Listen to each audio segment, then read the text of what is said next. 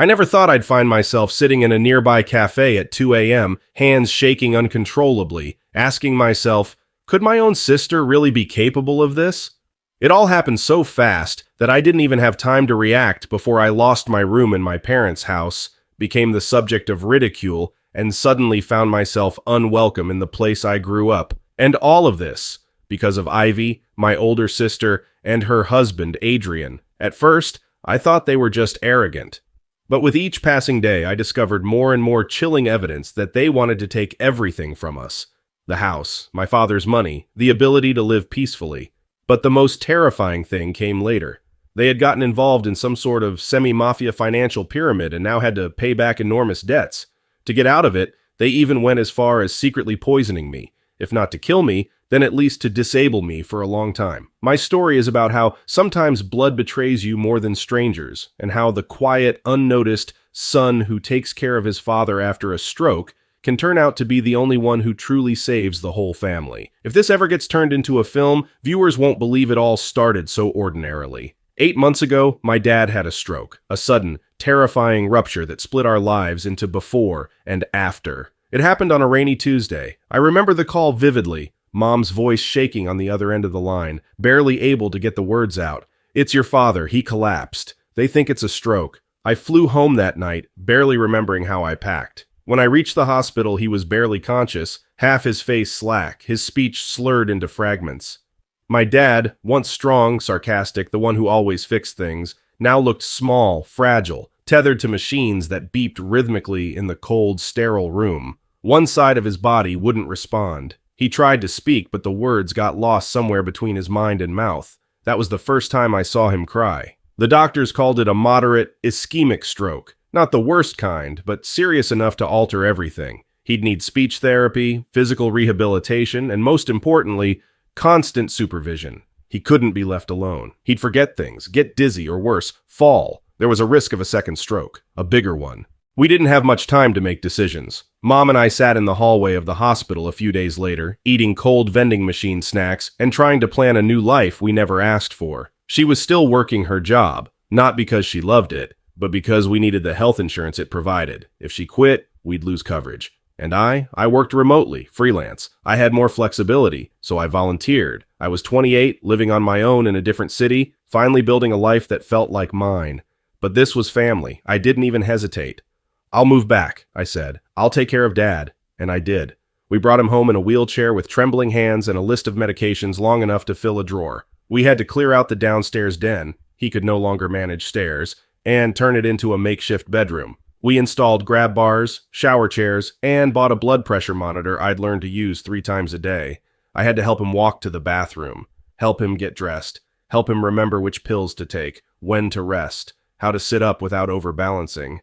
The first few weeks were brutal. He couldn't speak in full sentences, which frustrated him to the point of tears. Sometimes he'd just sit there, pointing at something, groaning in frustration because the word was stuck. He hated being helped, hated how helpless he felt.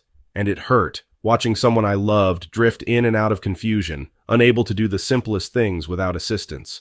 There were nights I barely slept, listening from the living room for any sounds of him struggling, calling out, falling. Once I found him collapsed beside the bed at 3 a.m., trying to get to the bathroom alone. He was crying softly, trying not to wake anyone. That image will haunt me forever.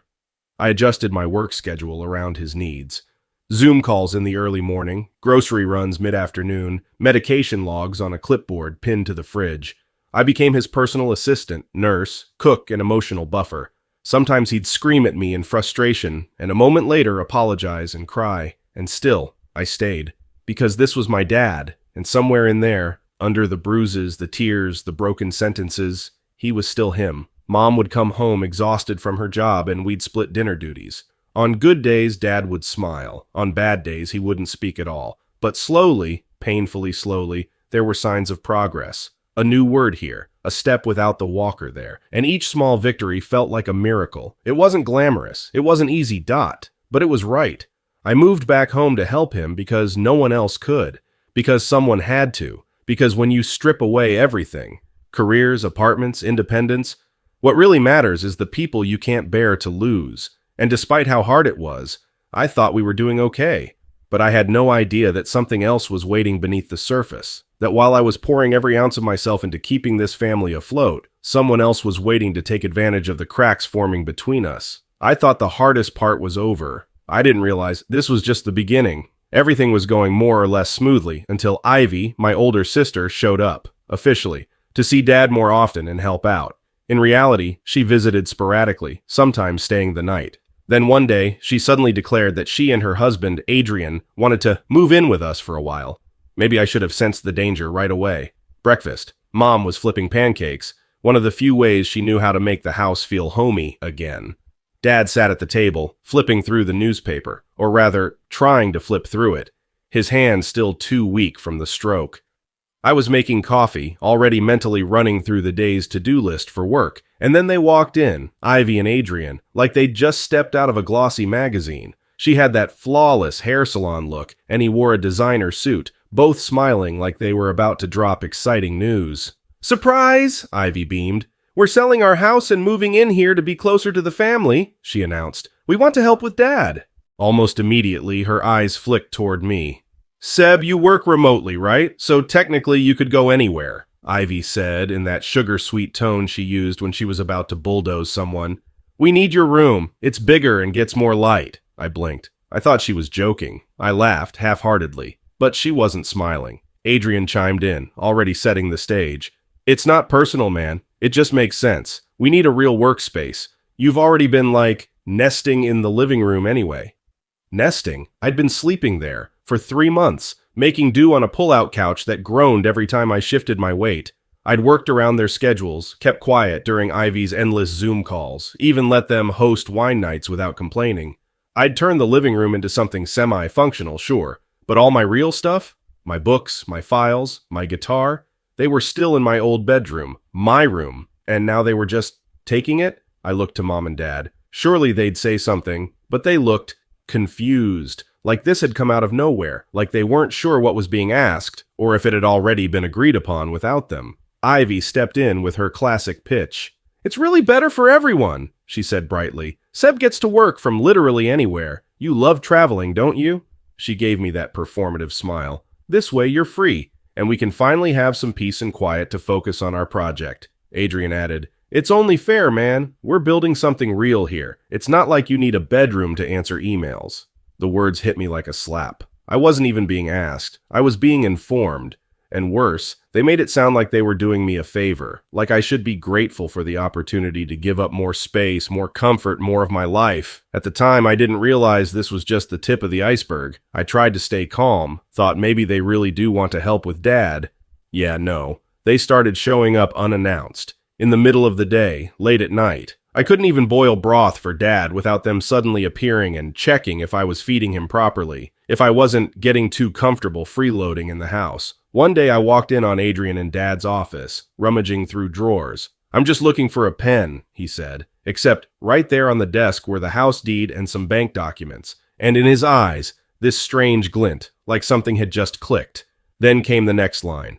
"Does your dad really need this many accounts? Wouldn't it be easier to simplify things? I could take care of it." And all I could think was, is he seriously trying to become my family's financial manager? In the evenings, Dad and I had a routine. Light physical therapy to get his right hand moving again. It was slow, delicate work. He'd wince sometimes, but he tried. We both did. Then Ivy would burst into the room like a storm cloud in heels.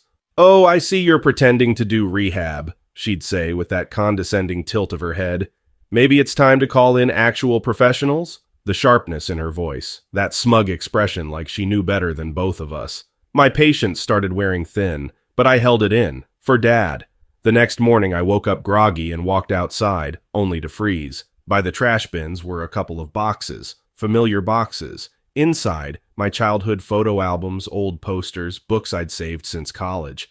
Ivy appeared behind me, completely unfazed. "Oh, we just thought it was time to clear out some of your old junk. I mean, do you really need that stuff? It's not like it's relevant anymore." She said it with a fake little chuckle, like she was doing me a favor.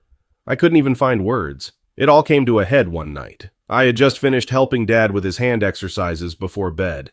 He'd fallen asleep in the armchair, and I was about to help him into his bedroom when Ivy and Adrian appeared in the doorway like two corporate sharks ready to deliver bad news. Ivy didn't waste a second. Sebastian, you need to move out. You're in the way. We have a plan to optimize everything, and honestly, you're just dead weight. You're using up rooms, gas, electricity. It's not fair. You're basically freeloading. Then Adrian chimed in. You've never been ambitious. Mom and Dad always catered to you. That needs to stop. I looked at Dad, still asleep. Peaceful, thank God. I was glad he didn't hear that. Something cracked in me. For your plan, right? I said quietly. Fine. I'll go, just so I don't have to listen to one more word of this crap. And so, I packed my suitcase, heart clenched tight. But before I left, I did two things. I installed hidden cameras. It felt like betrayal, even though I knew it wasn't. I kept telling myself this was protection, not paranoia. Still, as I drilled the tiny lens into the corner shelf above the living room curtains, my hands were shaking.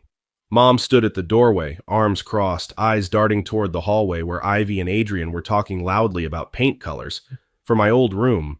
She didn't say anything at first, just nodded. Then quietly she said, I don't feel safe when you're not here. I don't like how they speak to your father, or to me. That was all I needed. I planted one in the kitchen, angled just above the spice rack, another in the hallway by Dad's room. The third was the trickiest, in the corner of the dining room light fixture, pretending to clean it while holding a screwdriver in one hand and balancing on a creaky chair. I felt a sneeze creeping up from all the dust, tried to hold it in, failed, nearly dropped the screwdriver in the process. I caught it, barely. My heart thudded in my chest as I froze, listening for footsteps. None came. They hadn't heard, or maybe they didn't care. I recorded a quick test feed on my phone and checked the connection. Crystal clear. No sound. I hadn't managed to wire audio yet, but I could see everything. That would be enough for now. Later that night, I packed a small bag, kissed Mom on the forehead, and drove 10 minutes to a budget hotel off the highway. Beige curtains, flickering hallway lights. Room 117 smelled faintly of bleach and cigarette smoke, but it had Wi-Fi and privacy. I set up my laptop and opened the monitoring app. There they were, moving through my house like they owned it, laughing, drinking wine, rearranging the living room. Ivy had already started boxing up some of Dad's books. Adrian scrolled on his phone, feet on the coffee table, like this was just another Airbnb. I watched in silence, and I waited, because something didn't feel right, and I needed proof. What the cameras captured next sent a chill down my spine. So, couple cringe moments. Adrian was tossing out Dad's mashed food and the nutritional supplements we used to help him eat more easily, in their place. Organic soups and vitamin smoothies in sleek bottles. Mom stood to the side, confused and quiet. Ivy started putting up quotes in the hallway. Success is earned, not inherited. You're either in or you're out. Then came the TikTok videos. They filmed themselves in the living room, calling themselves the new wellness couple. All while my father sat blurred in the background, in a wheelchair. It was a nightmare, but that was just the beginning. Watching the cameras, I started picking up on strange conversations. Ivy and Adrian were constantly talking about money, Dad's office documents, and how they had to make it happen within 2 weeks. I heard them say things like, "We don't have time. They'll come if we delay." Debt. That's what it sounded like. I began to suspect they were trying to retitle my parents' house to use it as collateral, or worse, sell it behind our backs. Was this even legal, or were we sliding into outright crime? Then came the smoking gun. I caught this one late-night conversation on tape. Those people have been calling for a week. They want their money. You thought Crypto Miracle was going to 5x in a month, and it turned out to be a damn pyramid scheme. I didn't know. They told me it was safe. You convinced me. And now if we don't pay back that $100K, they'll take our house. My friend said it's some semi-mafia group. I just sat there, frozen, staring at the screen. Adrian and Ivy. They had poured money into some sketchy investment, lost everything, and now owed dangerous people. And to cover it up, they were trying to use my parents' home as a lifeline. But it got even darker. Another night, I caught a clip I can't forget. It's Ivy. She stands and say quietly to Adrian, "I only agreed to this because you threatened to tell everyone how I faked those financial reports to get the bonus. You said I'd go to jail." Relax. Nothing will happen if we clear the debt. I had the leverage. You took the money. Now we both have to play this through. So that was it. Ivy wasn't just toxic. She was blackmailed.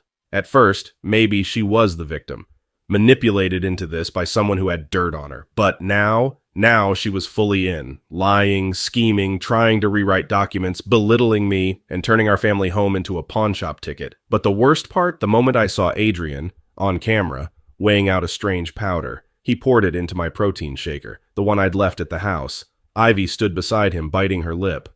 "Are you sure this isn't too much?" Ivy asked. "No, just enough to make him sick. He won't die. We just need him out of the way for a while."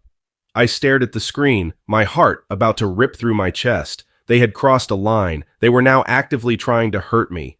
That very day, I had planned to stop by and pick up a few personal things. The camera caught them in the kitchen, blending up what they called a recovery smoothie. When I arrived, they were all smiles.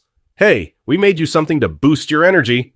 I accepted the glass with a fake smile, noticed a strange chemical aftertaste, and pretended to take a sip. Then, with a clumsy laugh, I accidentally spilled half of it. Their eyes were locked on me, sharp, calculating, watching every move. I played dumb. "Oops, a bit salty, but thanks." I did feel a little queasy later, so maybe I got a small dose, but I'm almost certain they didn't have time to spike it fully. That night, I told Mom everything. She was in shock. Dad, of course, didn't know, but I could see his blood pressure rising day by day from the stress in the air. But the real turning point came from the outside, the people Ivy and Adrian owed money to. One afternoon, the front door camera recorded two large men dressed in black standing outside, asking if this was Mr. Adrian's residence, and whether he was hiding here. Mom, clearly terrified, lied and said she didn't know where they were. One of the men said something that chilled me to the bone. "Tell him his time's up. If we don't see a payment by the end of the week, we'll have to use other methods." Other methods? This wasn't just family drama anymore. This was criminal. My parents were being dragged into some kind of shady financial trap, and our home had become collateral in a game we never agreed to play. That was the moment I contacted a lawyer. I explained everything. The threats, the financial pressure, and my suspicion that Ivy and Adrian were preparing to forge documents to use the house for a loan or even sell it outright. My father, after the stroke, couldn't reliably sign his name, and they could easily help him, or worse, forge it entirely. The lawyer and I agreed to file a request to place a legal hold on any property-related transactions. Nothing could be done without my or Mom's direct consent. Then I sat down with my parents. I suggested giving me official power of attorney, just to make sure no shady business could go through behind their backs. Mom hesitated at first. She wanted to believe Ivy still had some decency left. But after everything, she looked at me through tears and whispered, "You're the only one I trust now." So we made a plan. I organized a family dinner. I invited Ivy and Adrian under the pretense that I'd finally come around, that I understood everything now, that I wanted to join forces with them, maybe even leave the house entirely. We just needed to discuss the details. They bought it. That evening, they showed up. Mom and Dad were sitting in the living room. I stayed close, calm, but just behind the wall, my lawyer, disguised as an old family friend, quietly recording everything on his phone. He also had the paperwork we needed, just in case. And then Ivy walked into the room, smiling like a cat who thinks it already caught the mouse. "Seb, you finally come to your senses?" Adrian followed behind, holding a folder under his arm. Probably the folder. The one with the documents they planned to push through. What they didn't know was the trap had just been set. I leaned forward, trying to keep my voice calm, almost casual. "All right then, go ahead. Bring out the papers. Let's see exactly what you want Dad to sign." They placed the folder on the table. Roughly 200 pages, some labeled Power of Attorney, Refinancing Agreement, Home Equity Mortgage. Everything had my parents' names and personal details, and a line at the bottom for a signature or fingerprint due to Dad's impaired motor function. And then, like a light cracking through the fog, Dad spoke. His voice was soft, broken, but clear enough. Why? What is all this for?" Ivy didn't even flinch. She launched into her script. "Dad, it's for your own good. We're saving the house from potential debt. We just need to move some money around. Some of it will go into your account." Adrian jumped in with a rehearsed smile. "We'll get better medicine for you, maybe even a modern wheelchair." That was my cue. I stood up, reached for the tiny hidden camera I'd been carrying, held it in full view, and said, "Right, but maybe explain why you're hiding the fact that you're deep in debt to some shady collectors, all because of a pyramid scheme that collapsed? And now you want to use this house as collateral to pay back the $100,000 you owe?" Ivy froze, her face draining of color, and then Mom calmly opened her laptop, pressed play. The living room filled with audio, a recording of Ivy and Adrian whispering late at night about crypto miracle, loan sharks, and the deadline that was closing in. Ivy stood paralyzed. Adrian instinctively grabbed for the folder, clutching it like it might somehow save them, but it was too late.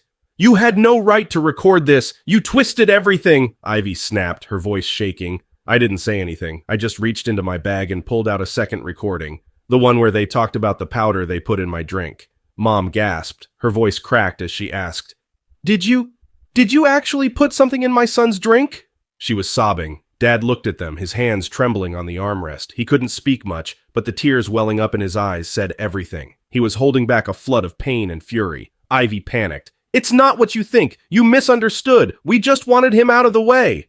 And then, from the hallway, my lawyer stepped forward. Calm, composed, holding a folder in one hand and his phone in the other.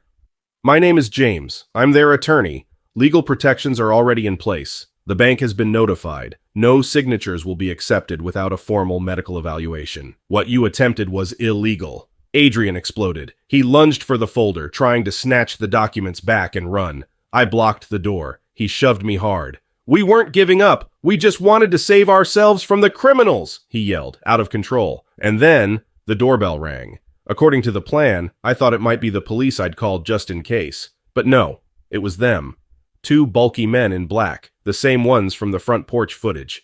"We're here for Adrian," one said. "He needs to come out. Today's the deadline." Ivy started crying again, panicked. "Please, just give us more time. We're finalizing the paperwork."